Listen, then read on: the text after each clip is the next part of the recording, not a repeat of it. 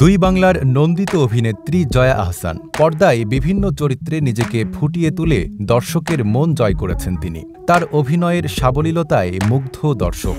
চলতি মাসের ১৬ তারিখে মুক্তি পাচ্ছে জয়ার নতুন সিনেমা জয়া আর শারমিনের গল্প। ইতোমধ্যে মুক্তি পেয়েছে ছবিটির ট্রেলার। তাই তো সিনেমার মুক্তিকে সামনে রেখে গণমাধ্যমের মুখোমুখি হচ্ছেন এই অভিনেত্রী। সেখানেই তিনি প্রেম বিয়ে নিয়ে প্রশ্নের মুখে পড়েন। জানালেন, আপাতত বিয়ের কোনো পরিকল্পনা নেই জয়া আহসানের, তবে রয়েছে প্রেম।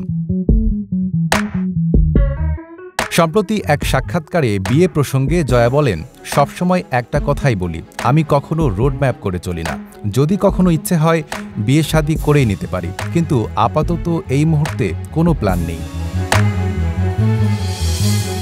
প্রেম নিয়ে জয়া আহসান বলেন, আমার প্রেমটা দর্শকদের নিয়ে, আমার কাজ নিয়ে। আসলে অনেক আগেই হয়ে গেছে এটা। আমার সিনেমার কাজের সাথে, যেটা সত্যিকার অর্থে আমার বড় প্রেম।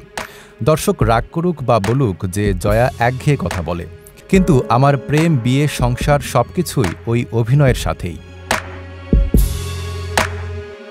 জয়া আহসান বলেন, দর্শকদের কাছে আমার সবসময় কৃতজ্ঞতা, এবং সেটা আন্তরিকভাবে।